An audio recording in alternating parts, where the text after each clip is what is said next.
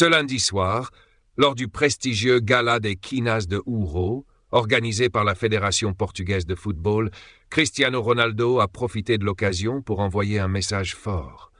Il a exprimé avec émotion son attachement profond à la sélection nationale portugaise. Mais attention, ce n'était pas tout. Ronaldo en a aussi profité pour glisser un petit reproche à certains de ses anciens coéquipiers de la Seleção, et c'est là que les choses deviennent vraiment intéressantes. Figure incontournable de cet événement, Cristiano Ronaldo était évidemment la star de la soirée, et il avait de quoi. Le capitaine légendaire de l'équipe portugaise a été honoré pour avoir atteint un cap impressionnant, 200 sélections sous le maillot national. Un nombre qui force le respect et qui a été salué avec beaucoup d'admiration lors de la cérémonie. Cette récompense, c'était plus qu'un simple trophée pour Ronaldo. C'était une nouvelle occasion pour lui de déclarer encore une fois son amour indéfectible pour l'équipe nationale. Aujourd'hui, avec 216 sélections au compteur, Ronaldo ne fait pas qu'ajouter des chiffres à son palmarès. Il bat des records. En dépassant largement les 146 apparitions de João Moutinho, il devient le premier joueur portugais à franchir le seuil symbolique des 200 sélections. Un exploit incroyable qui témoigne de sa longévité et de sa passion. Ce n'est pas pour rien qu'il a été honoré ce soir-là, lui, le joueur désormais attaquant d'Al Nassr. Ronaldo est bien plus qu'un simple joueur. C'est une légende vivante qui continue d'écrire l'histoire du football portugais. Lors de la cérémonie, il a partagé des mots inspirants sur son parcours. C'est étonnant, car lorsque je suis arrivé en sélection à 18 ans, mon rêve était simplement de jouer une première fois avec le Portugal, a-t-il confié. Un rêve modeste au départ, mais qui a évolué au fil des années. Il a continué en disant « Ensuite, je me suis fixé de nouveaux objectifs. 25 matchs, puis 50, un cap important pour tout joueur. Puis je me suis dit « Pourquoi ne pas atteindre les 100 sélections, un nombre rond, symbolique. Et après cela, 150, puis 200. Pour moi, cela représente vraiment quelque chose d'énorme. » Une évolution qui reflète bien l'ambition sans limite de Ronaldo et son engagement pour son pays.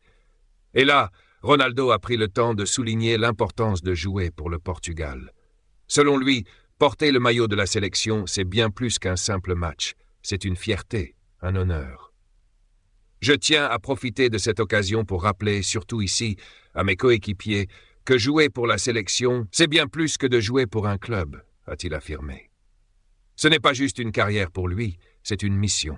Il a ajouté « J'ai eu la chance de remporter des trophées, des Ligues des champions, des ballons d'or, mais rien n'est plus gratifiant que de représenter son pays.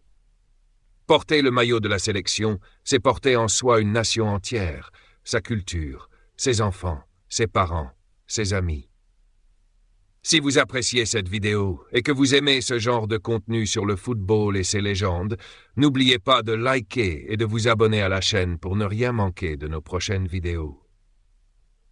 Mais là où Ronaldo a vraiment surpris, c'est en exprimant une pointe d'amertume face à certains anciens coéquipiers. Il a montré son incompréhension envers ceux qui ont décidé de quitter l'équipe nationale. C'est pourquoi je suis souvent déçu par certains joueurs qui refusent de continuer à représenter la sélection, a-t-il lancé, un peu piqué.